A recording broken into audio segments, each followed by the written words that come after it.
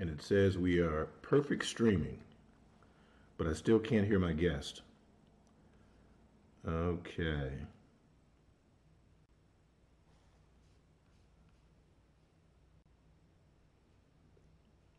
Mm-mm-mm-mm. D, are you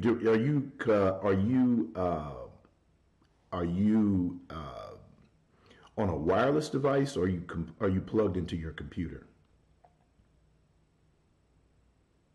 You're plugged directly in? Hmm. I wonder if you need to change your audio output. If you go to your settings on your computer, if you go to control panel and hit sound, and ask the sound to go to the device that you're working with or that you're using.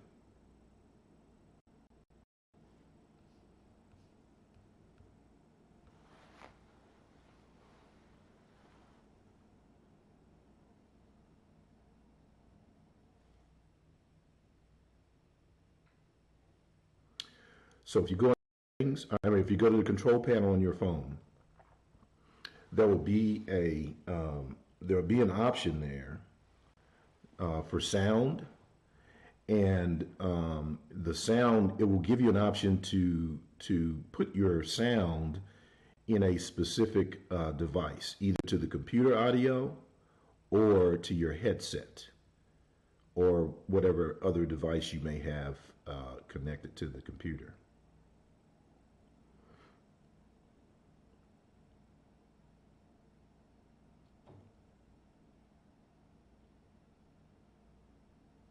Let me see here now. Let me go.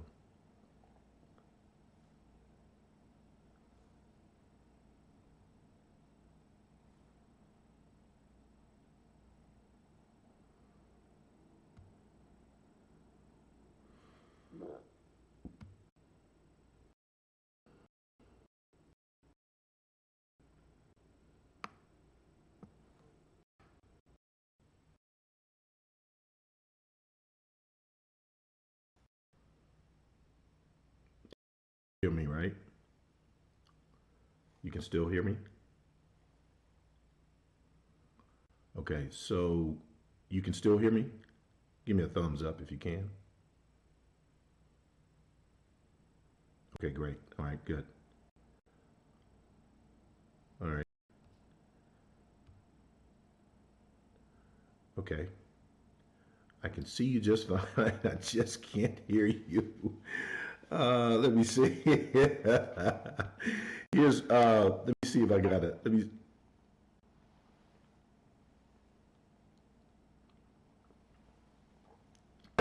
I'm not good at sign language. I didn't do that one. I saw you. I let you sign back in. Yeah. I wasn't very good at sign language.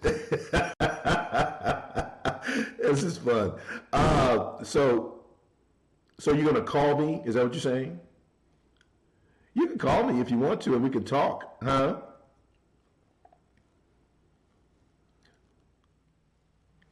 Okay, all right. I got you, D. You there? Okay. So yeah, I hear you perfectly. Okay. I don't. You know what I don't know, however, is whether or not my audience can hear you, because we're on Live Stream Studio, which is a Vimeo product that I'm using. And but we're gonna go with it because I can hear you now. I hear you very well. Okay. I tried to bring it up on my phone, but my phone doesn't support Vimeo. Oh, okay. Okay. So you got the Walmart phone.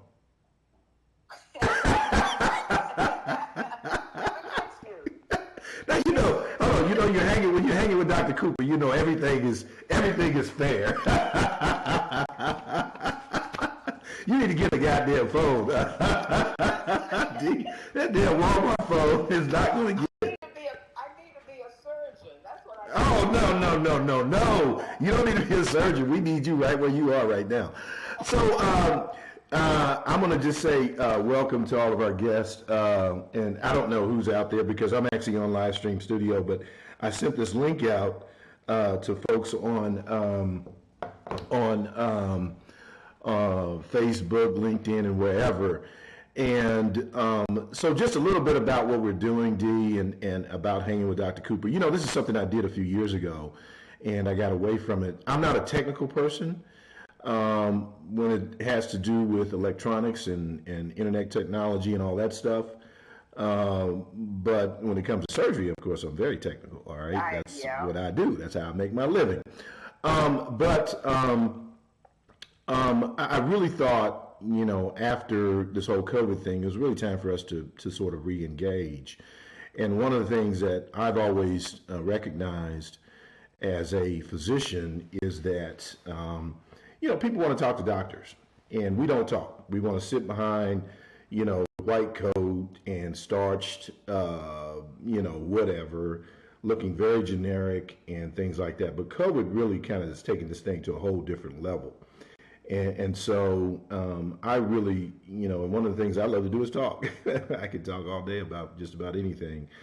And so I really wanted to kind of get back to my podcast and really make it more focused and make it much more meaningful. And so this segment is called Top Docs, and you are my first Top Doc 2021, Dr. D. Banks. I don't do a lot of long bio reading, but I do want to just ask you about you. Tell us about you, because one of the things we want to do on this show is be an inspiration to young people who want to go into medicine. I get, you know, calls from young people all the time, and, you know, this inbox, you know, 90% of them never go that route, and that's okay. But it's about the curiosity and basically just responding to those questions. So, Dee, tell us about yourself. Where are you from? Where'd you grow up? Background. Don't tell us when you were born. I don't want to know that, all right? And I won't tell you my age. I won't ask. That's off limits. So. All right, I got you. It's all good. First of all, good morning. Thank you for having me. It's an honor to be be the first doc on your show. I was born I'm from North Carolina. Grew up in North Carolina. The story that I like to tell, that I've written in several essays and a couple of periodicals, I was one of those that integrated the schools in the 60s. And, you know, that's a story in and of itself. I use that story as an opportunity when I talk to young people about facing adversity and being able to rise above it, because I was smart. And then I went to college at Western College for Women, which is in Oxford, Ohio. It's now part of Miami of Ohio. Ben Roethlisberger. By the way, go Browns today. Go Browns today. Good luck with that. We ain't going to go there, but good luck with that.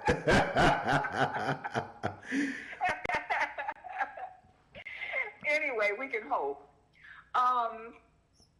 And after that, I went to medical school at Case Western Reserve and internship at the Cleveland Clinic and residency at University Hospital, and then fellowship at university hospitals.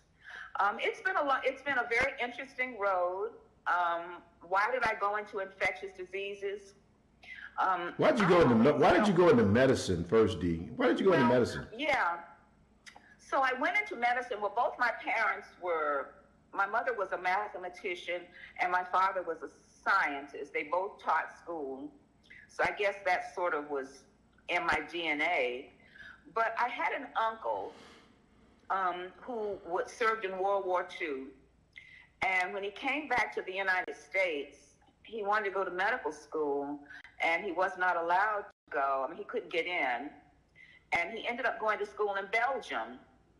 And he was always sort of my, you know, kind of like in the Nutcracker Suite, you see this scene where Uncle Drosselmeyer comes back and he sits and all the kids sit around his feet. And this is kind of the way it was with Uncle Leo. he was in some foreign country becoming a doctor, and I knew from the 7th grade that I wanted to go into medicine.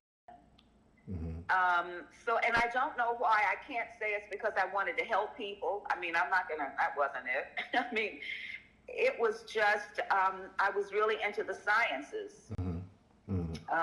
So, everybody who's known me for some time knew that it was either an astronaut or a physician. And I get seasick. So astronaut was definitely out. Yeah, because I'm sure they would want you throwing up in the space shuttle. Lord have mercy. Nah. But what was that pivotal? What was that moment? Did you ever have an epiphany? Something that just hit you and said, you know what? That's what I'm going to do. Honestly. Or was it just? It's just a progression, an evolution of who you are. It was just a progression. It was a goal. It was finishing the science courses that I needed to finish. It was pursuing all those things. I remember in college, you remember the Merck manual? Yeah, oh, absolutely. So in college, I was always the doctor. So people would come to my room and I'd look up stuff in the Merck manual. How about that? To help them.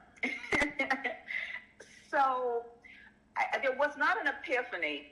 It was just, once I passed organic chemistry, I knew that I could finish the rest of this. Because, that was always the widowmaker. Oh, yeah. But one of my favorites, actually, I think I did pretty well in organic chemistry. The basic chemistry, I didn't know what the hell I was doing. The first time I went to, the first grade I got back, I'd ever gotten a C in my life was in chemistry. I was like, oh Lord, I'm not going to get through this thing. It was tough. Yeah. And I was pledging then too. Mm-hmm. So, what did you pledge? What did you pledge? Alpha Kappa Alpha. Oh Lord, have mercy! I'm gonna tell my wife, Sandy. We got you. My wife go. She gonna be like, oh Lord, you got one of these AKAs on your show. But Dee, that's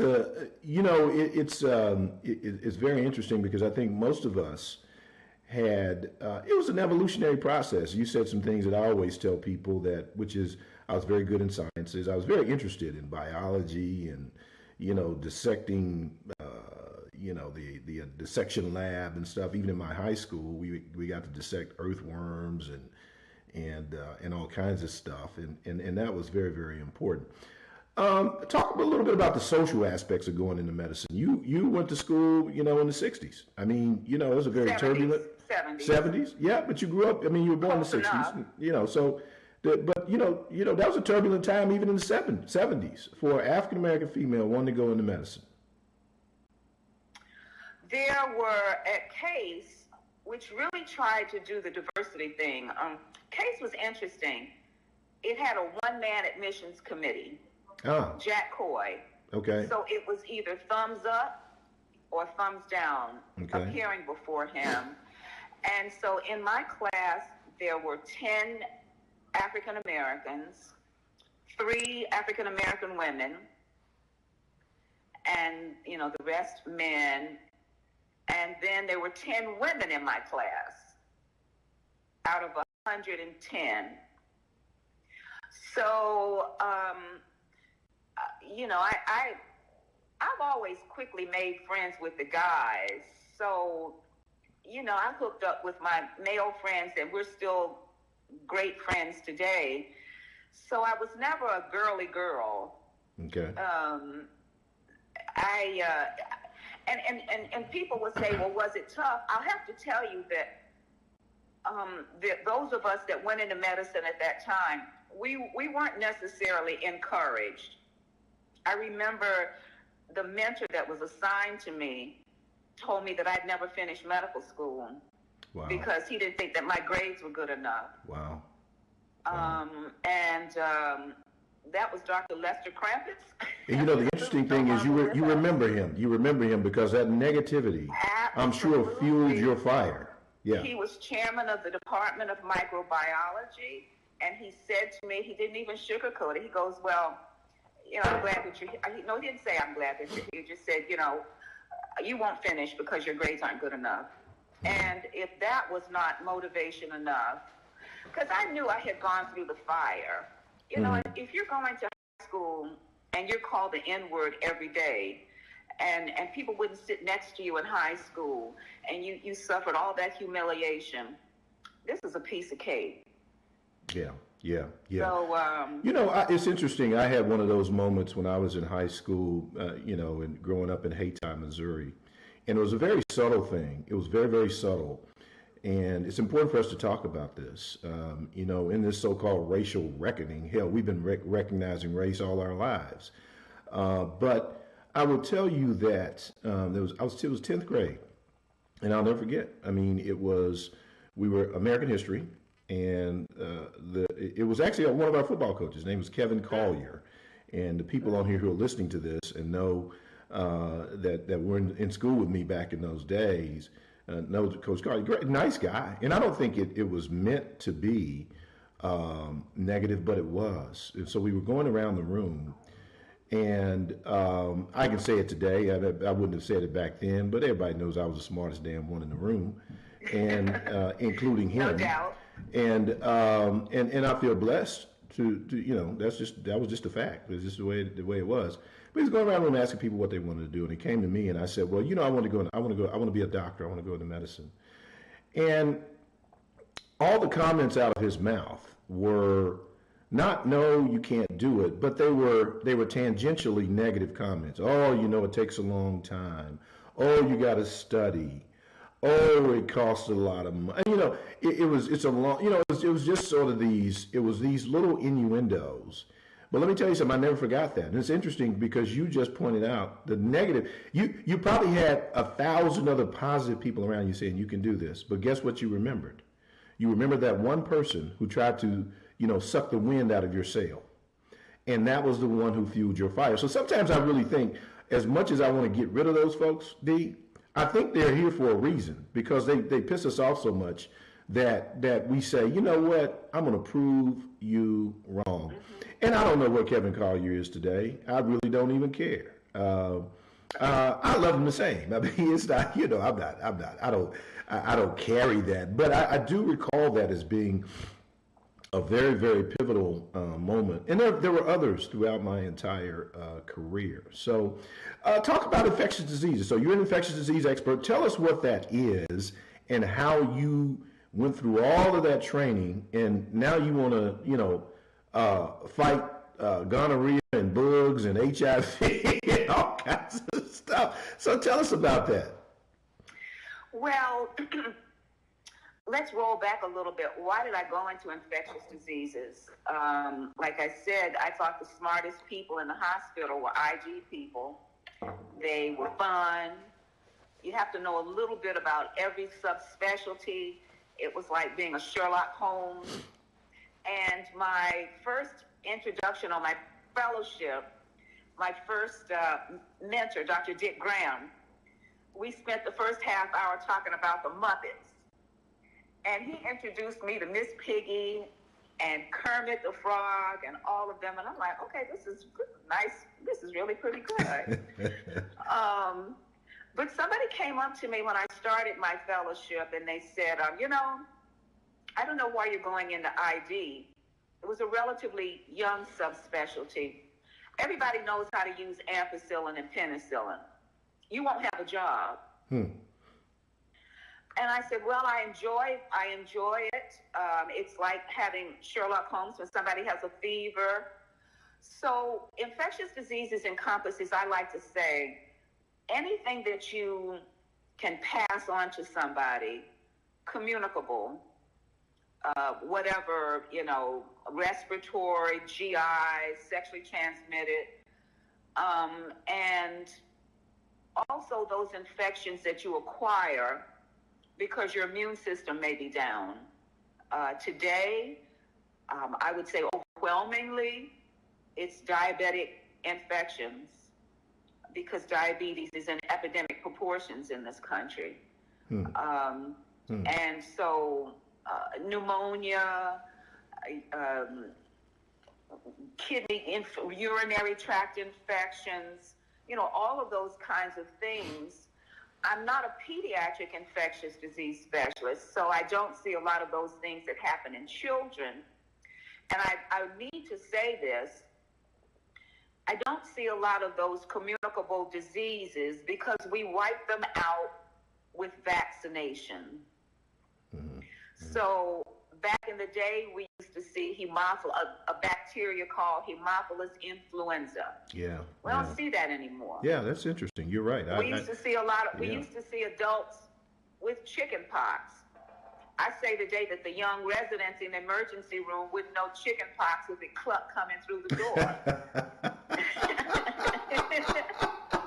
I like that. I would steal that. Because they haven't seen it. That's true. Yeah. So we've wiped out a lot of things. However, as I was taught, bacteria, viruses, and fungi were here before us, and they will find a way to survive. Mm-hmm. And so here we are. Yeah.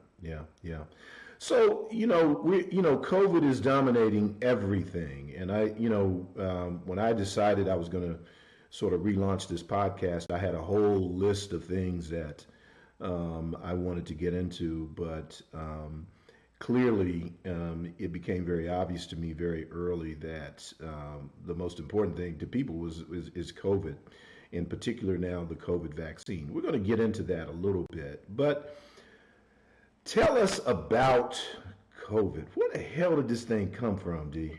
I mean, what are your theories? We've heard the political angle on this thing, and we've heard the president talk about and call it, the China virus, and things like that. And I don't agree with that, but the president's got to do what he's got to do. I mean, right. Politically or whatever. But I mean, from a public health, infectious disease, virology perspective, and you being our expert today, tell me what your theory is in terms of how did this come to be? Tell us about coronavirus and did this damn thing just jump up off of a monkey and hopped on somebody? It involves a little bit of a backstory. Okay. That I'd like to talk about from an ecological standpoint. We're doing a lot of things to our ecology. We're tearing down rainforests. We're doing all kinds of things to change the ecology.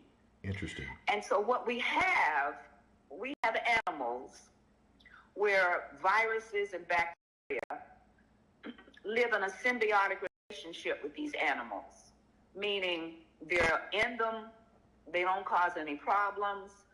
There are some that we've never seen or met before. But when you start doing things like different monkeys and different animals, I believe in Wuhan, I don't even know the name of this animal, but it looks like some weird looking cat. And this is where they feel that this virus came from. I'm sorry, I wish I knew the name of the animal, but it's some strange animal that people eat. So we have situations like Ebola, we have the hemorrhagic viruses coming out of South America, where you have done things where you've caused these animals to come out of their normal habitat. We eat them, they bite people, and so these organisms are introduced into the human population. We've never been exposed to them. Right. And so they take over. Right. So we have no immunity towards them. So the theory behind coronavirus, it's with the SARS, if you remember SARS back in the early 2000s, that was a coronavirus. So when people talk about, I was listening this morning to somebody on the news, how did you all jiffy pop this vaccine up? Well, this is not our first encounter with a coronavirus. So people have been working on vaccines against a coronavirus for years, not this one. But the mechanism of action and the technique has been worked on for many years. So when the coronavirus SARS-CoV-19 came about, the mechanism and technique for making a vaccine was already there. It just had to be incorporated into fine-tuning it against SARS-CoV-19. Got it. So, so this virus started in China at the best. These stories will be coming out years from now, because it just sort of seemed like simultaneously the virus was coming out in Italy. People can get on a plane and you can be in Australia in 24 hours and carry things. So, and so this virus came. We'd never been exposed to it, and it took over. And who knew? We had SARS, we had MERS. We've had several viral infections in the last 20 years, and they've all kind of died out. And I think this is what took us by surprise, that, we saw, as an infectious disease doc, I saw the pictures coming out of China, and truthfully, I just said, oh, well, this will die off. And, but then when it started to spread in Italy, and then I thought, well, it's still going to die off. And then it came to the United States. And anybody that has, I'm a big Facebook person.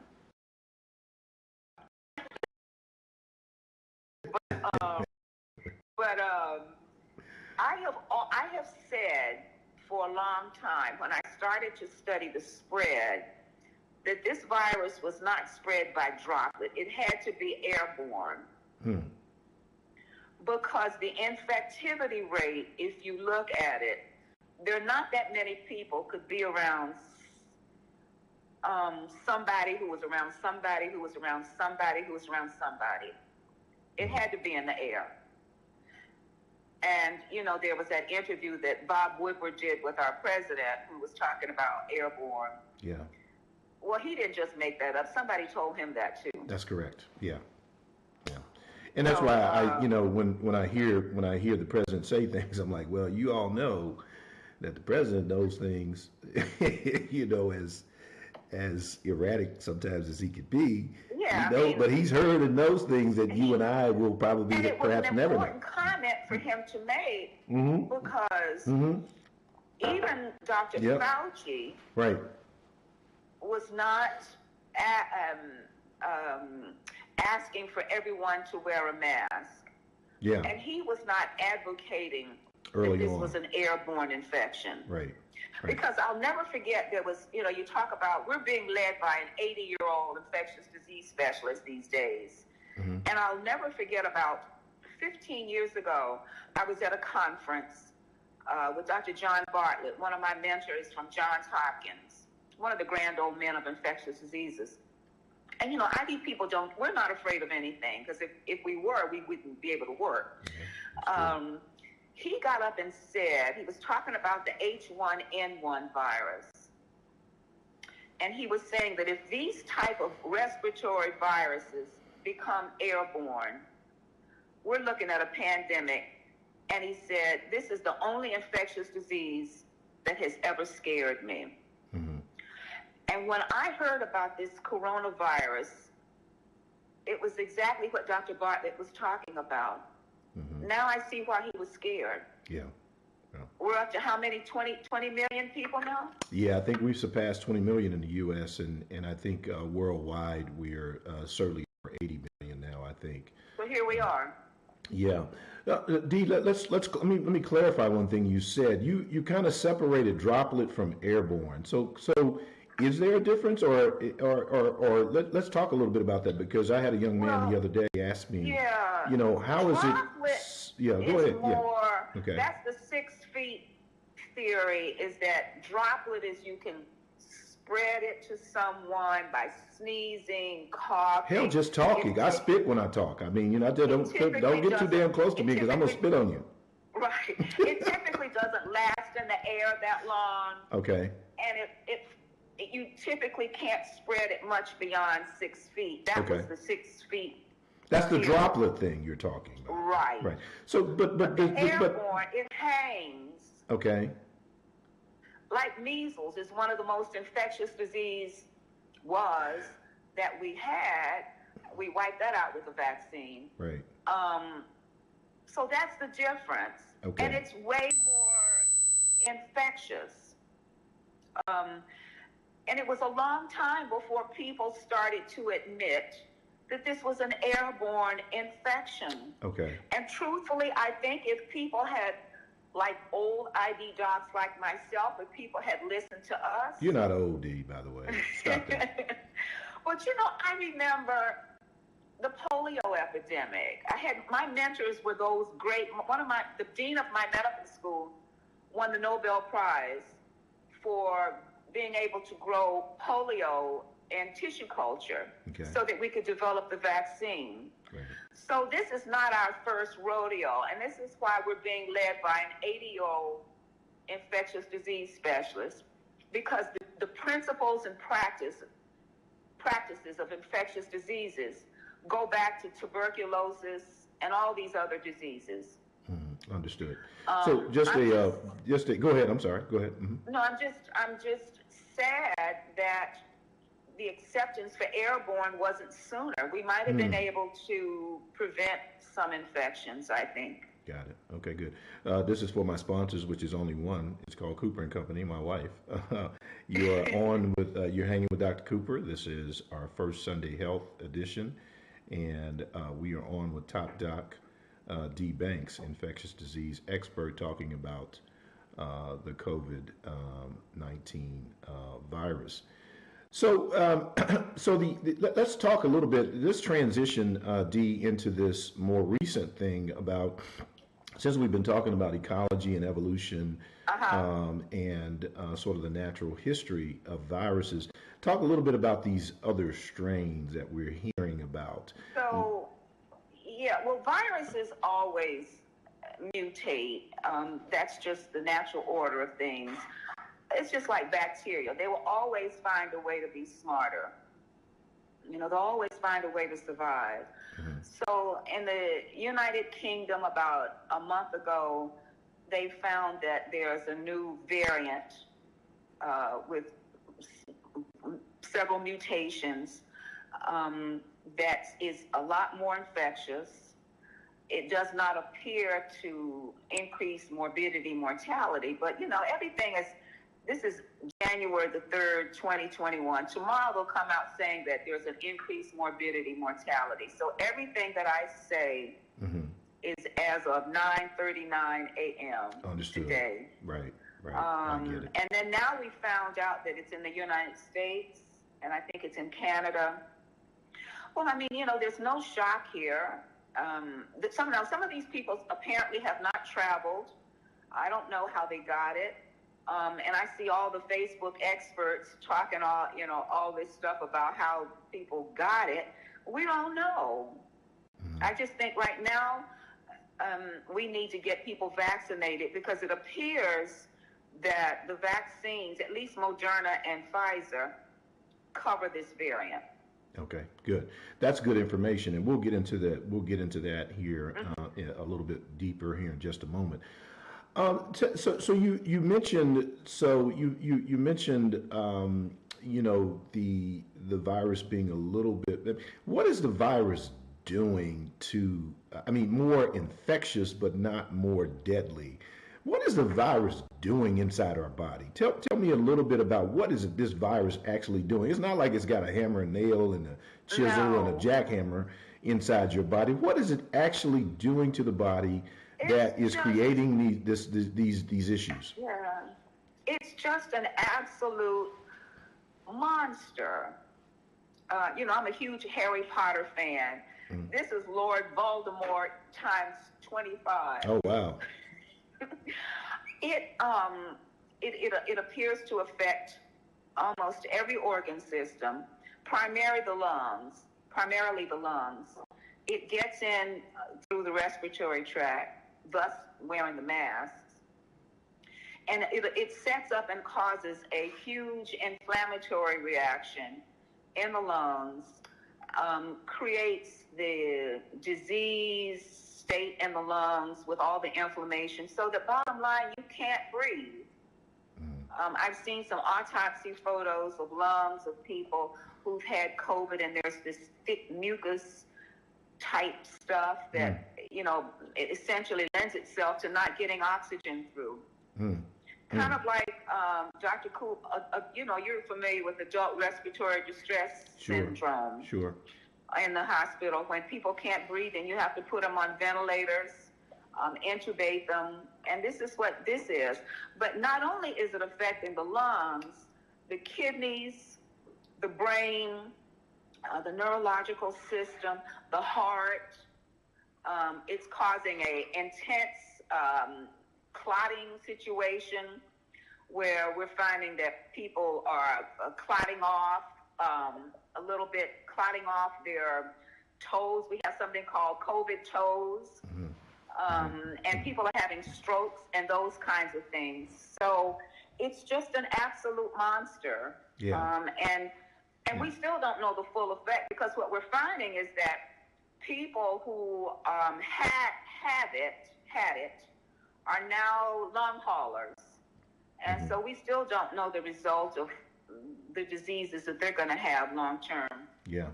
I'm still, still at the bedside, and I will tell you that very early on with this disease, in this pandemic, I would tell people there were two things that really scared me about this that was unusual in my tenure, 30 years in medicine. And one was the seeming sort of ease of transmission and acquiring disease. So we talked a little bit about that with the airborne piece and the droplet piece. And then, there was some comfort in knowing that, at least early on, we thought that this was going to be analogous to, but not in the audience, do not take this the wrong way. I'm not saying this is the flu. It is not the flu, knucklehead. Stop saying that. No, right. Okay, this is not influenza. No. How many? I'm getting ready to get off on a tangent now. Stop saying that. That's some bullshit. People okay. beat me down. And because if you don't like my podcast, hang up now. Get off. But that's bullshit. Okay. Stop it. This is not the flu. But there was a little bit of solace, though, Dee, because we thought that in order for people to really be incapacitated with this disease, it was going to be the really, really high risk. It was going to be my dad, who's 87, 88, with bad lungs and diabetes and all these other things. But here's the thing that became became obvious very, very quickly, which is that this is taking out normal looking folks. I put a young man the other day on a ventilator, 26-year-old, young white male, 26, thin. This kid looked like he could, run a marathon, and he was sick as hell. And I'm telling you, and then when I started looking at his history, the only thing, and he was, just a young 26-year-old kid, right. just having fun, doing his thing. Sure. But the only thing in his history was occasional vaping. And I was like, does that really? Maybe so. But you look at this kid and you're like, man, this kid is, he is fighting for his life as you and I sit here and talk right now. And he is fighting for his life. And we were contemplating whether or not we were going to put him on ECMO because his lungs are in such bad state that the conventional ventilation is not. Doc, you might want to describe for the public ECMO. Yeah. So ECMO, and everybody's heard a little bit about it, but it's the extracorporeal membrane oxygenation. I do it every single day in my practice, which is for open heart surgery and bypass, you got to stop the heart, okay? The heart and lungs are where you got the pump and you got the oxygen exchange. So the lungs do the oxygen exchange and CO2 exchange, and the heart is pumping the blood. But when you got to operate on the heart and the engine is not running, then you have to be able to exchange or do that artificially. And so essentially, extracorporeal membrane oxygenation, or we call it cardiopulmonary bypass, is basically the same thing, where we're taking the blood out of the body, running it through a machine, putting in the oxygen, passively taking out the CO2, and then putting it back in the body. And so essentially doing the work of the lungs, you can do it just what we call venous ECMO, which are just replacing the lungs, but you can also veno-arterial ECMO and all kinds of variations thereof, where you're actually doing the work of the heart and the lungs. And so that's what ECMO is. It's essentially an external artificial lung that's allowing us to put oxygen in the body, because without oxygen, there's a whole lot of cat that's going to occur. So I'm glad you reminded me to. My own son, I don't think he would mind me saying this because he's becoming, my son, the Marine. Yes. He was in the hospital for 5 days with COVID. Wow. He's straight laced, going to work every day on the base. He's not a Marine. Once a Marine, always a Marine. But he's working now as a military lawyer down at Wright Pat. He has no comorbidities, and you're absolutely right. We're seeing if you will, a change in the face of COVID. I agree. Yeah.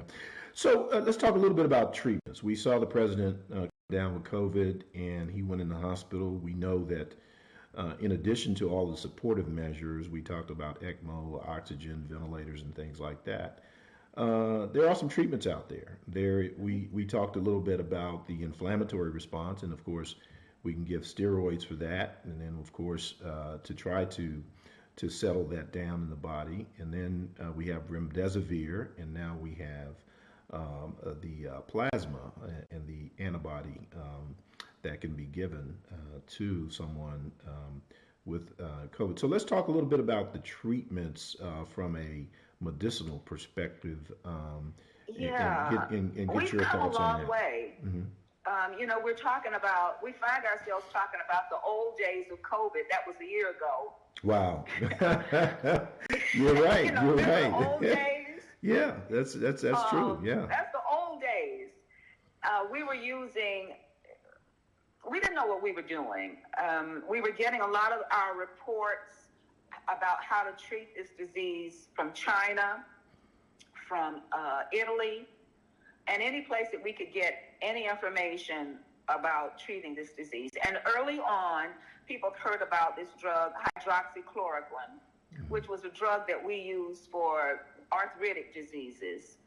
And, we were just basically throwing in the kitchen sink anything that we thought would work.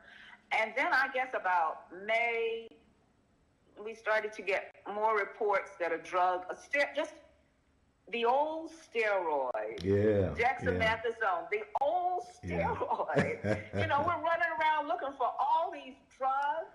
Yeah. And good old dexamethasone, a form of a steroid, helped. Yeah. And then again, you thought, well, why shouldn't it? It was an anti-inflammatory drug that we've used for years. I think it's even older than me. Hey, Ed, don't dismiss the fact that it also makes you high. So when the president was going crazy after he had dexamethasone, I said to people, hey, the president's high as hell on dexamethasone. I'm just letting you know. That's exactly right. Steroid psychosis. You know what? Let me tell you a little side story here. So my uncle, God rest his soul, Charles Cooper in Jefferson City, Missouri, primary care family practitioner.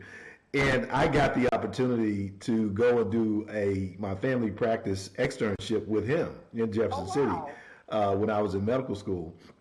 And I'll never forget, I would go to his office. I went to his office and he said, man, let me tell you something. He said, you're a doctor. He said, what you need to do as a doctor is you make people feel good. He said, I don't care whatever they come in here, and the big toe is ugly. And he said, let me tell you something, the best drug I have on my shelf to make them feel better is that damn steroid. So I'm going to stick them all with some steroids. Yeah, I'm telling you, I mean, you could come in with just about anything and Uncle Chuck was going to give you a shot of dexamethasone. There's... And you left happy. People will be watching this. I have a good friend, Dr. Lolita McDavid, and I can't tell you how many times this has happened.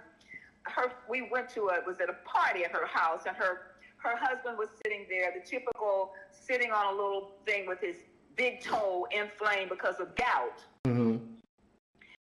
the disease of the rich from eating all the rich foods and all this Oh, yeah, stuff. drinking good liquor, too, yeah, no yeah, doubt. drinking all the great wines and stuff. So her husband was having a horrible time. And, I don't prescribe medications for people because we don't do that. Yeah, I get it. But I just kind of said to her, she's a physician too, I said, you might want to go to the drugstore and get him a Medrol dose pack. Dr. Coop, before I could get home, he said, whatever you want. What, $1 million? You want $1 million? He said, whatever you want. That big toe stopped hurting. Oh, my God. It was magic. Oh, my gosh. It was magic. So you're right. So we came back to dexamethasone. Okay. And we've now also come around to the drug that you also mentioned. I was just looking to make sure that I was accurate this morning. Remdesivir.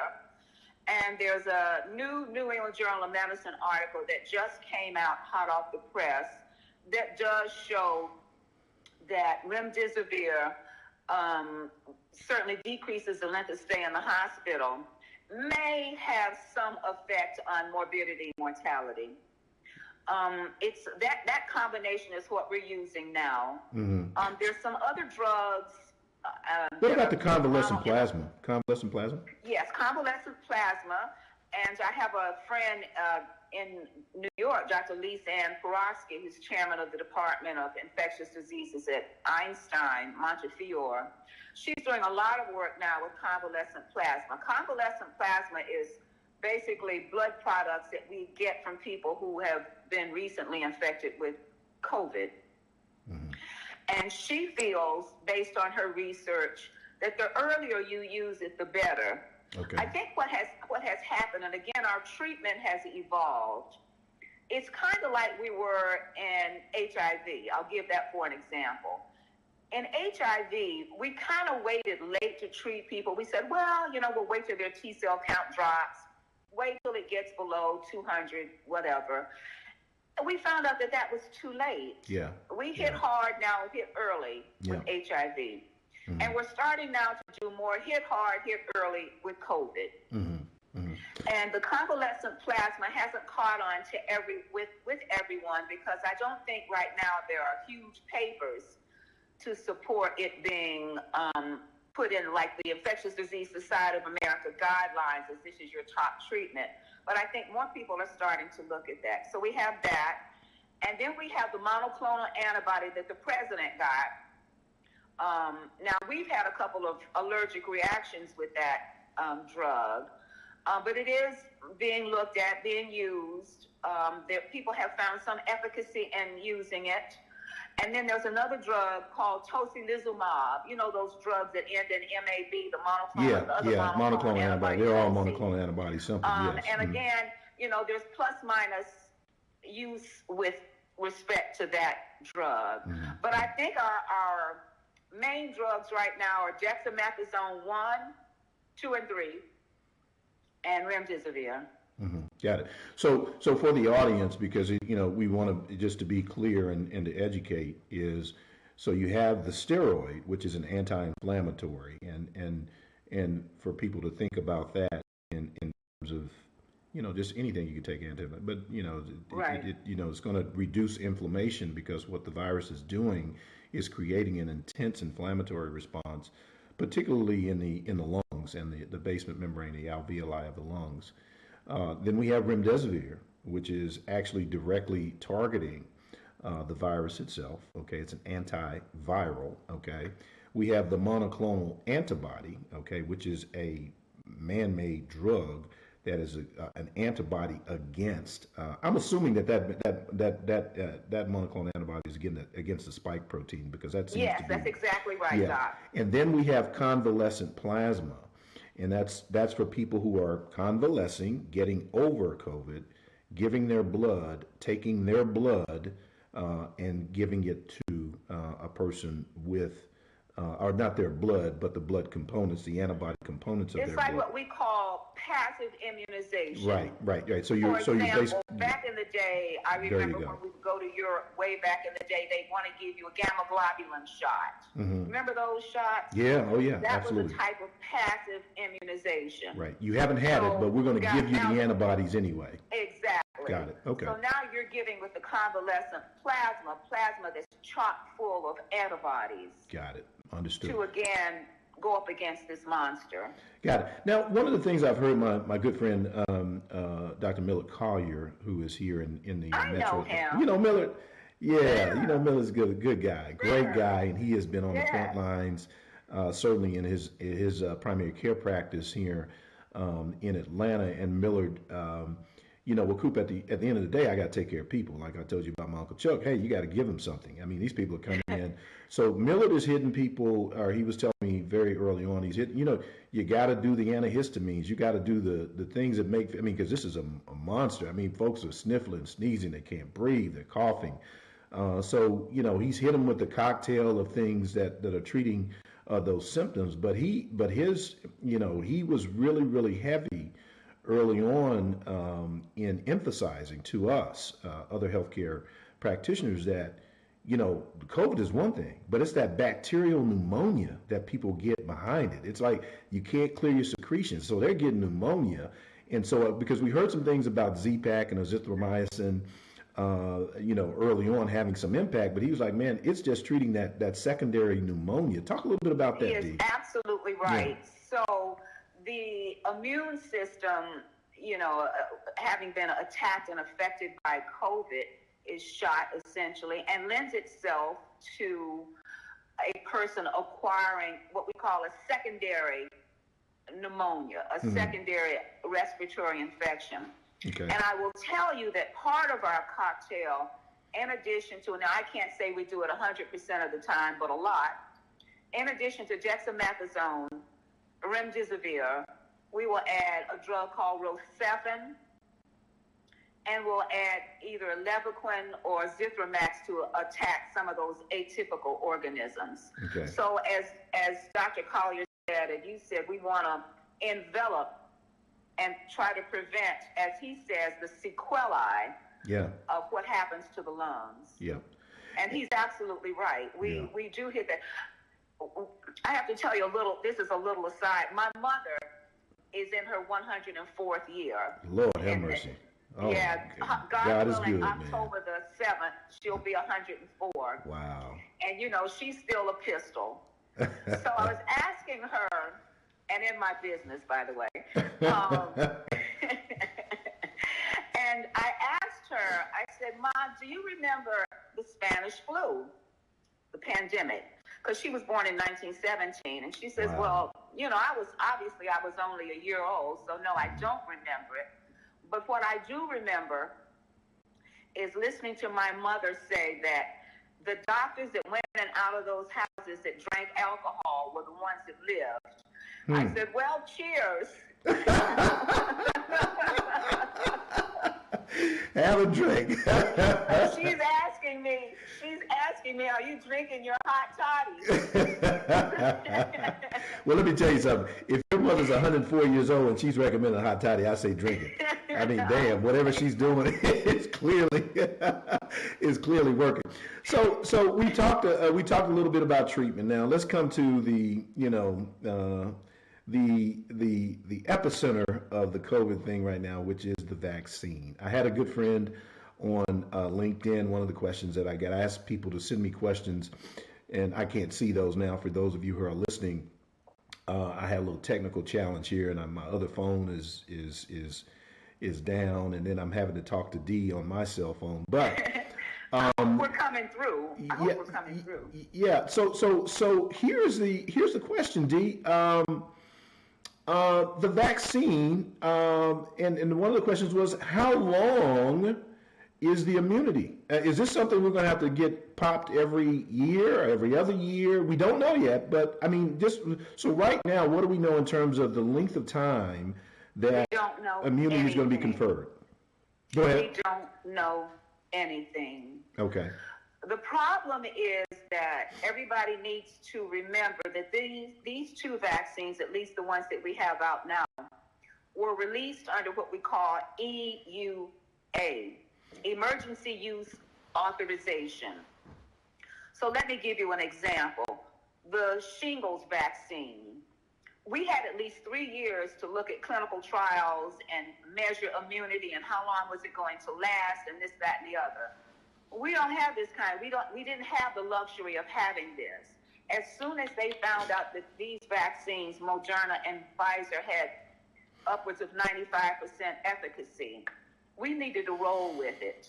So we don't have the benefit of long-term studies, at least I don't have them, to know whether we're going to have to take this like influenza every year or whether we'll get some immunity for several years. For example, we don't even know what kind of immunity we have if somebody's had COVID, because we are seeing people legitimately being infected again with coronavirus. Yeah, yeah. I've seen those cases, and that's pretty scary. So the answer, well, I tell you, I think officially in Pfizer's press release, they said 4 months, if I'm not mistaken. I think, and that's 4 to 6. Yeah, and that's because they're measuring the antibody response, but they just the length of time. They're going to have to continue to follow Exactly. those 63,000 people into the Exactly. future to kind of really see. But I think here's what's, and what I want people to understand is even that 3 to 4 months is very important. And it's important, and correct me if I'm wrong, Dee, for a couple of reasons. One is, if we can lower the disease burden in society, then clearly we're going to reduce transmissibility and the infectivity of it. All right, that's number Correct. one. Bioburden. Yeah, exactly, the bioburden. Number two is, as we discussed early in this conversation, this is a novel coronavirus. It's new to the human species, and this time gives our bodies time to develop that natural immunity over time. Okay, so that's number two. So then the impact of the disease will get less and less and less. I hope, and I'm really, and just looking at the evolution of viruses, and if you go back historically and look at these things, particularly these types of viruses that have the more they're able to mutate, and you can just correct me if I'm wrong, it seems like they become a little bit more vulnerable quicker than, say, like polio and some of the other things that really were very, very hardy kind of viruses. Yes. And so we reduce the burden, the bioburden, okay? We develop more and more of this natural kind of immunity to it, okay? And then ultimately, hopefully over time, we may get to the point where this is like, the common flu or the flu virus or whatever, that it is not right now. But over time, perhaps we'll get there. And so I think it's very important for us to get this vaccine. I had the vaccine. I am now a little bit over, what am I now? I'm 10 days. Me too. Yeah, I'm 10. That's 10 where I yeah. am today, too. Well, yeah, no, hold on. 10, I'm 8, 9, 10. I'm 11 days in. So I had, and people have asked me what symptoms or anything I had. I had soreness at the site, of course. That's with most. And then I had 2 days later, though. 2 days later, I had low-grade fever and chills, kind of down that day. I think that was on Christmas Eve or Christmas. I told my wife, I said, man, I'm not feeling too well. I said, I don't know if I got that Rona or if I'm just, this is the effect. Which one did you get? Did you get I got Pfizer or Moderna? I had Pfizer. I had the Pfizer vaccine.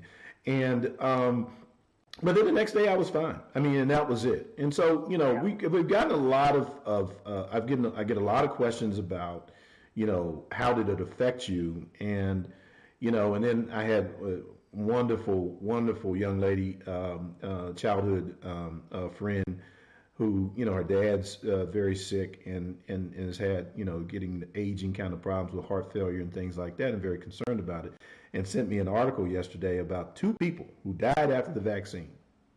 I said, well, shit, I could show you 300,000 that died after they got COVID.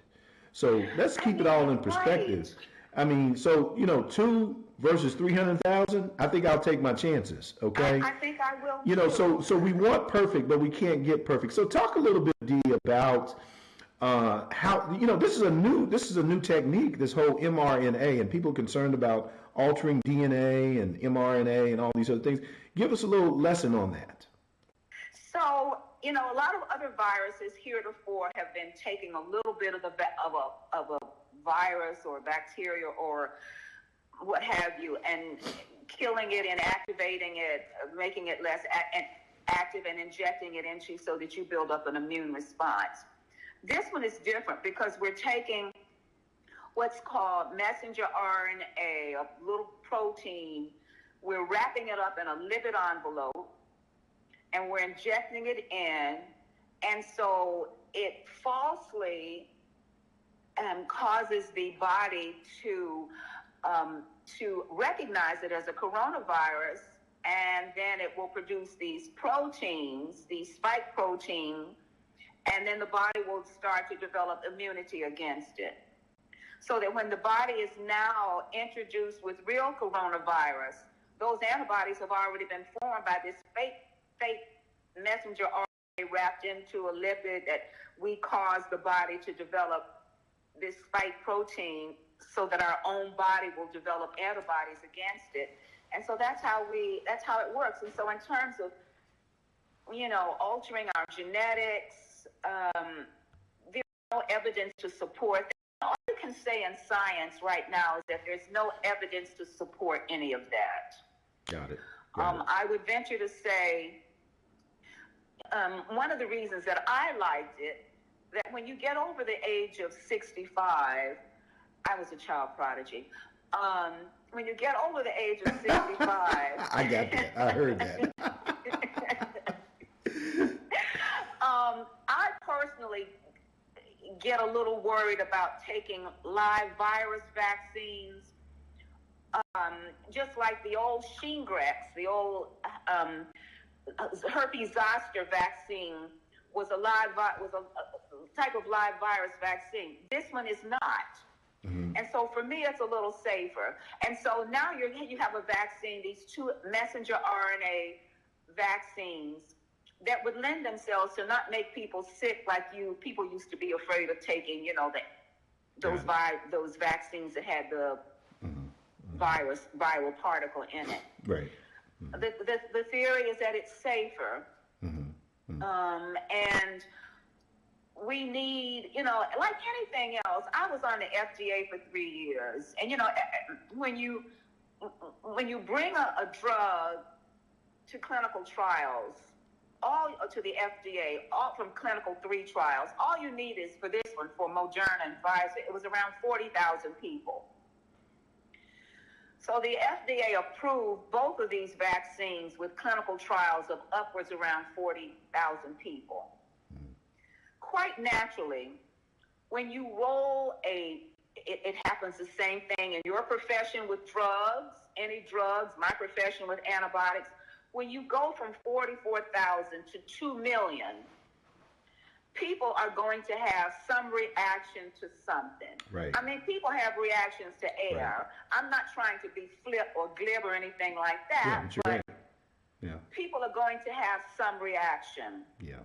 And so when the FDA committee was reviewing the data of 44,000 people, maybe there was one person in there who had a type of reaction, not death or anything like that. But when you multiply it now in 1 million people, you may see more people with site infections. You may see more with this. But at least in my opinion, this is a monster. And we have to get in this world approximately 70 to 80% herd immunity. Right. To be able to stop this monster. Because remember this, the physiology, or pathophysiology, or mode of transmission, viruses are parasites. They don't live alone. Right. They have to find somebody to jump onto.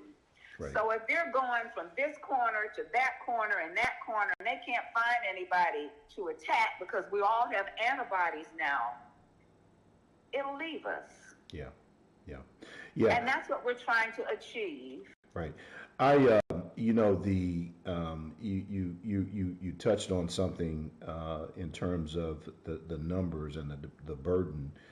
One of the things that I have also cautioned people about, if you hear these 90, 95, 99%, whatever, but again, studies that are done of this nature are inherently biased, because you're not going to take somebody who's got damn cancer and You're right. And end-stage renal disease. I mean, you're not going There to were get a lot of exclusions. right. So when you generalize the virus into the general population, now when you walk into your health department and you show up and you want that vaccine, you're going to get it. They're not going to ask you if you fit the exclusion criteria, except for a few things. Okay, but a few that are not necessarily relevant to being a part of a study.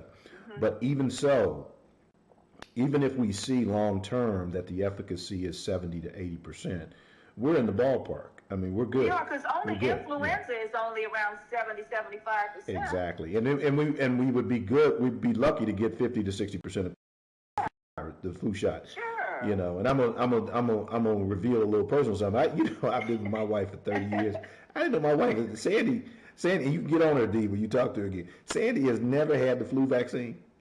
I have friends that. I was like, and I didn't know that till this year. We started talking about this. I said, Sandy, you crazy? I have all these true confessions now to me and my friends. How did I miss this? And then my youngest daughter, Cameron, she was like, yeah, Dad.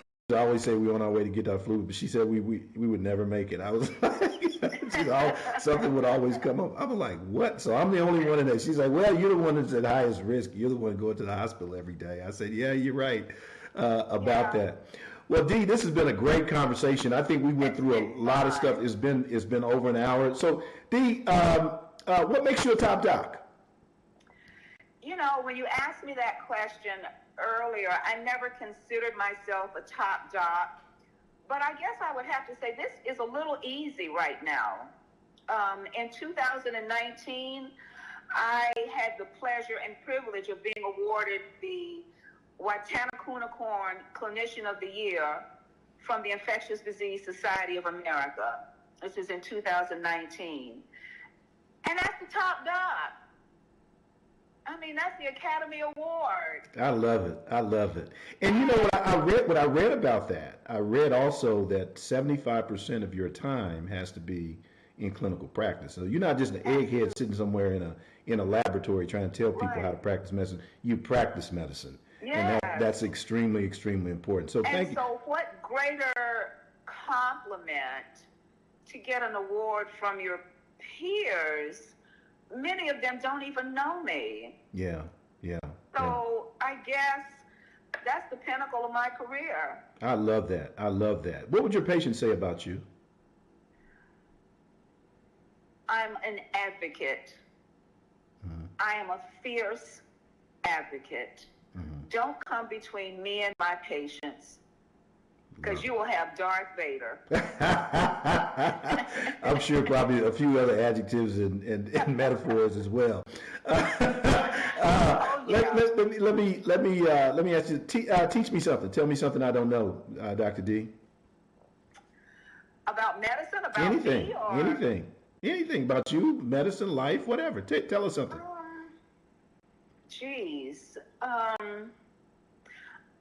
I was on GE College Bowl. Were you? In 1969. Now, I wouldn't have known that. How about that? It was a show that was on NBC. We came on and we were against teams. I was, of course, at Western College at the time, and we played Lehigh. We flew to New York. We were on television in front of 1 million people. Wow. We lost. But it was a great experience. Hey, you won. You won because you were able to experience that. Forget about the experience. Forget about the game. We got to go to the Rainbow Room. We got to meet Johnny Carson. Yeah. And I filled up my life for 2 years with useless trivia. How about that? I can beat your butt in Trivial Pursuit. That is fantastic. Well, Dee, this has been a great conversation. If our audience wants to reach out to you. I get a lot of people who hit me up on Facebook Messenger. That's not appropriate to respond to health questions. I'll tell them to call me or something like that. But how do they find Dr. D. Banks? You're in Youngstown, Ohio. Give us how do they contact you? I'm in Youngstown, Ohio. I am with Northeast Ohio Infectious Disease Associates, and I don't know about my email. I don't I don't mind. No, don't give your email out on here because Okay. you may have a whole bunch of folks on there. But Northeast Ohio Infectious Disease Associates in Youngstown, Ohio. Yes, And Northeast Ohio yeah, Infectious Disease Associates.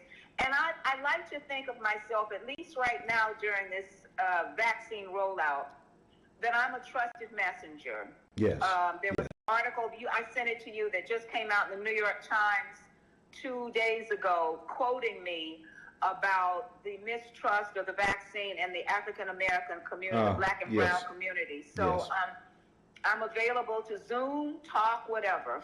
Yeah, and D, and I'm glad you brought that up because one of my motivations was just that. I think there's not enough of us African Americans and minorities who, we cross the line. I mean, I've been doing surgery for, I've been in medicine for over 30 years now, and the vast majority of my patients are of the majority population, and I love them. They love me. But what I find in our population is that people really still have, when I say our population, I'm talking minorities, really still have a little bit of mistrust of the healthcare system. And so one of the things is I think it's very important for you and I to get out here and talk, and then have people understand that we're approachable.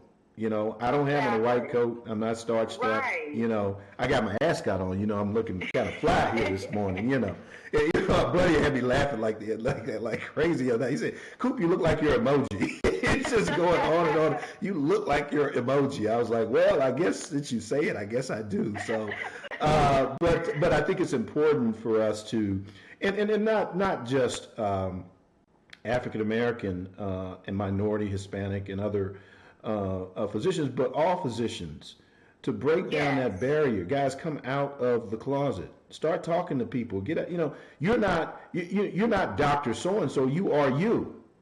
And that's one of the messages and one of the things that I try to get me.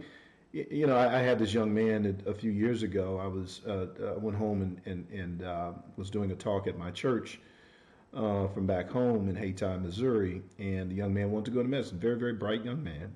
And, so I just said, why do you want to go into medicine? He said, well, they do this. I said, he wanted to go to DO. He wanted to be an osteopathic. He wanted to go to an osteopath. I said, why? And so I just kept iterating down these why. But the point was I was trying to get him to understand that it's not about what you see. It's about what's in here. It's about you. Right. You do not allow your profession to define you. So on Hanging with Dr. Cooper, we're going to be talking a little bit about just about anything and everything. And I have to tell you, Dr. Coop. Yes. You're ready for your infectious disease boards. I'm duly impressed. No, you know what, D? Well, you already said you were the smartest kid in class. Oh, I was. There's no doubt about that. All my people from Haytime, Missouri will tell you. So today, after the virology lesson you're ready for your ID board. No doubt. Oh, let me tell you something. The only thing with the infectious disease was, y'all exposed to everything. I was just like, I don't want to do that. And I did my little rotation. I was like, you know what? And back in those days, and I'm just being honest, that was when, I was in med school when, probably when we were really just beginning to learn about HIV and AIDS. Yeah, and needle sticks were dead. Oh, God, yes. I was like, man. And, see the ID people coming in there and, they all gowned up and all this. I was like, oh, hell no. I don't know. I don't want to be anywhere close to that. But, it was all in good fun. Well, Dee, we have learned a lot today. I want to thank you. Thank you for having me. As a matter of fact, what we'll do is, if you will, I'd love to have you come back because I think we got a lot more to talk about, and in terms of, and we're going to have a lot more to talk about this COVID. Yeah, we need to talk about not just me, but any other person that you bring on your show, the social determinants of health. Yes. How did we get to where we are? Yeah. So a good friend of mine and world renowned, internationally renowned Kamara Jones is here in Atlanta, and in fact, she is one of the people on my list, Good. and to tap as one of my top docs. And Absolutely. so, and to talk about that, she's written the book on that, quite frankly, and so I'm going to tap Kamara if she's listening. She's probably not, but that's okay too. But she will be at some point. Hey, on with Hanging with Dr. Cooper. This is Dr. William Cooper. I appreciate you all. This is my first Sunday Health series, and I have been on with our top doc, D. Banks. We want to thank you all for joining us. Have a fantastic 2021. We have turned the page. We're going to kick this coronavirus in the ass. Everybody get your vaccine, get on the list. For all those, those of you who have elderly people, I've put some stuff out on my Facebook page about how to access this. Not every state is up to date just yet, but the states have been given the states departments of public health have been given the authority to plan, prioritize, and vaccinate the general public. Primary care docs offices now are starting to get get the vaccine delivered. So get active, get on the phone, get online, get yourself on the list. Make sure that your elderly parents and loved ones, friends, neighbors are all on those lists and that they're getting taken care of. Thank you so much for joining us. God bless. Have a wonderful Sunday. Dr. D, we'll talk soon. Thank you so much. All right. All right. Bye-bye.